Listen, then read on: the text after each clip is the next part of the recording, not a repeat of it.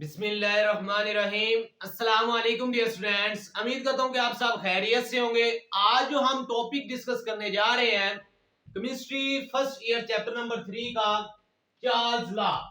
Dear student, हमने इस chapter में पहले बॉयज लॉ को डिस्कस किया। हमने उस लेक्चर के अंदर बॉयज लॉ और उसकी एक्सपेरिमेंटल वेरिफिकेशन डिस्कस की। आज वाले लेक्चर के अंदर हम चार्ल्स लॉ और उसकी एक्सपेरिमेंटल वेरिफिकेशन को डिस्कस करेंगे। जिस तरह हमने बॉयज लॉ को स्टडी किया कि बॉयज लॉ ने किन किन पैरामीटर को स्टडी किया, उसने कौन कौन से पैरामीटर्स के दरमियान रिलेशन को स्टडी किया, बिल्कुल इसी ही तरह हम चार्ल्स लॉ को स्टडी करेंगे कि चार्ल्स लॉ हमें क्या कहता है। ये फिर से मैं आपको बता दूं कि जो हम ये स्टडी कर रहे हैं ये गैसेस लॉ है। बॉयज लॉ हो गया, अब सेकंड हम चार्ल्स लॉ को स्टडी कर रहे हैं। सबसे पहले चार्ल्स लॉ किसने रिप्रेजेंट किया? चार्ल्स लॉ डियर स्टूडेंट 1787 के अंदर जैक्वस Charles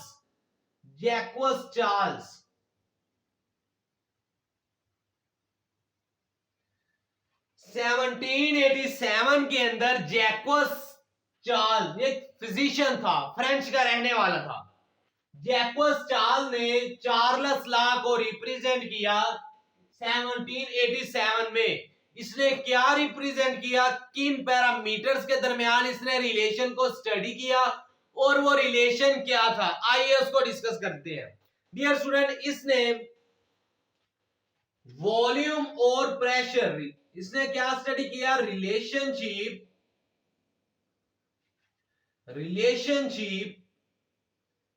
between volume and temperature।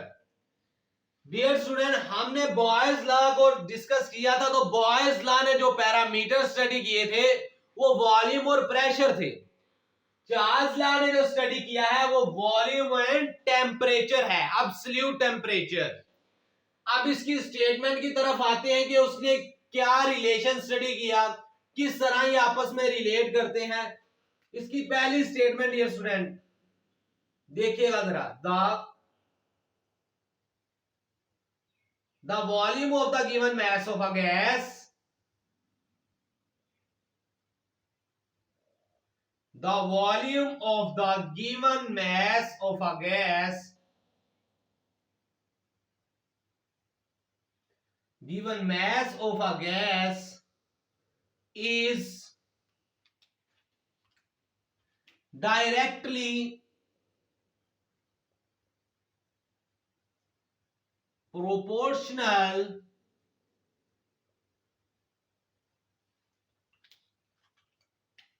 to the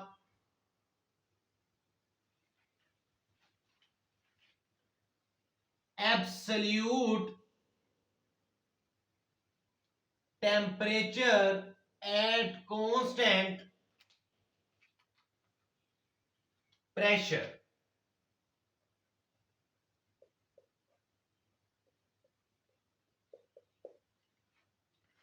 dear student, ये चार्ल्स लॉ की हमारे पास एक स्टेटमेंट लिखी हुई है। इसमें ये कह रहे हैं चार्ल्स लॉ ने जो रिलेशन स्टडी किया वॉल्यूम एंड टेम्परेचर के दरमियान, वो रिलेशन क्या है? कहते हैं the volume of a given mass of a gas is directly proportional. जो वॉल्यूम और एब्सोल्यूट टेम्परेचर का रिलेशन है वो डायरेक्टली प्रोपोर्शनल है। कब? जब कांस्टेंट प्रेशर हो। हमने बॉयज लॉ में क्या स्टडी किया था? हमने बॉयज लॉ में ये स्टडी किया था वॉल्यूम और प्रेशर का रिलेशन। वो क्या था? वो इनवर्सली रिलेट कर रहे थे जब कांस्टेंट टेम्परेचर हो। यहां क्या है? चार्ल्स लॉ में क्या है?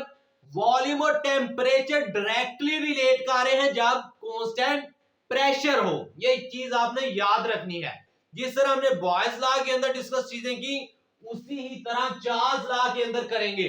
चार चीजें देखें यहां। सबसे पहली चीज वॉल्यूम, सबसे पहली चीज वॉल्यूम। दूसरी चीज अमाउंट ऑफ गैस, जिसको नंबर ऑफ मोल्स कहते हैं, given mass of a gas या अमाउंट ऑफ गैस जिसको नंबर ऑफ मोल्स कहते हैं एन से, वी वॉल्यूम, दो चीजें होगी। तीसरी चीज एब्सोल्यूट टेम्परेचर, एब्सोल्यूट टेम्परेचर, चौथी चीज कांस्टेंट प्रेशर, चार चीजें। अब इसकी मैथमेटिकल अगर फॉर्म देखी जाए, मैथमेटिकल इसकी फॉर्म देखी जाए,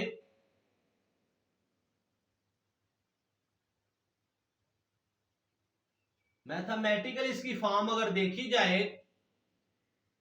तो इसकी स्टेटमेंट से ही निकल आती है। वो कहता है कि V directly proportional to temperature, volume is directly proportional to temperature. हम आपको पता है प्रोपोर्शनैलिटी का साइन खत्म करने के लिए कोई कांस्टेंट लगाते हैं। यहां जो कांस्टेंट लगाएंगे K is the proportionality constant. और K किन चीजों पे डिपेंड करता है, ये मैंने बॉयज लॉ में भी आपको बताया था, तीन चीजों पे डिपेंड करता है। ये जो K है, K की वैल्यू कब चेंज होगी, जब ये तीन पैरामीटर चेंज होंगे। पहला अमाउंट ऑफ गैस यानी कि नंबर ऑफ मोल्स, दूसरा प्रेशर, प्रेशर को चेंज करने से K की वैल्यू चेंज हो जाएगी, तीसरा नेचर ऑफ गैस, अगर हमने आइडियल गैस ली है या कोई और गैस, अगर हम नेचर गैस की चेंज कर देंगे तो K की वैल्यू चेंज हो जाएगी, nature of gas. Dear student, ये तीन पैरामीटर्स ऐसे हैं जिनको हम चेंज करेंगे तो K की वैल्यू चेंज हो जाएगी।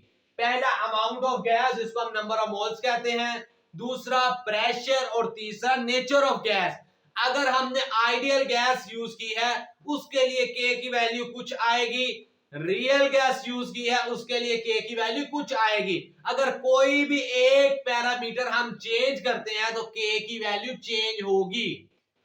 अब दूसरा डियर स्टूडेंट हम बात करते हैं, ये देखें K इधर मल्टीप्लाई, ये T K के साथ मल्टीप्लाई है, इधर जाके क्या हो जाएगा डिवाइड, इधर जाके क्या आ जाएगा डिवाइड। तो ये हमारे पास एक और फॉर्म आ गई इसकी। दूसरी स्टेटमेंट इसकी क्या बनेगी, दूसरी स्टेटमेंट इसकी सेकंड जो स्टेटमेंट है चार्ल्स लॉ की सेकंड स्टेटमेंट हम ये इस तरह लिख सकते हैं, the ratio of volume to temperature. देखो ये रेशियो है ना, डिवाइड हो रहे हैं, इनको रेशियो कहते हैं, ओवर में है।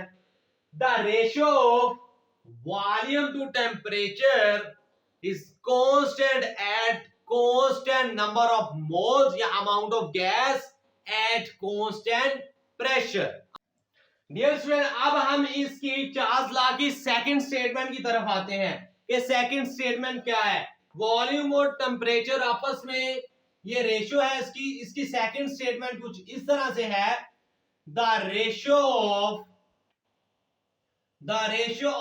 Volume to temperature, the ratio of volume to temperature is constant at constant number of moles या amount of gas, ये क्या लें at constant number of moles या amount of gas and constant pressure। फिर सुनिएगा dear student, कहता है कि जो रेशियो है वॉल्यूम और टेम्परेचर की वो कांस्टेंट होगी, उसका जो आंसर है वो कांस्टेंट के बराबर होगा, K के बराबर होगा। कब, जब नंबर ऑफ मोल्स भी कांस्टेंट होंगे, N भी कांस्टेंट होगा और P भी कांस्टेंट होगा। एक और इसकी डियर स्टूडेंट हम फॉर्म इधर डिस्कस करते हैं, V1 over T1 is equal to V2 over T2।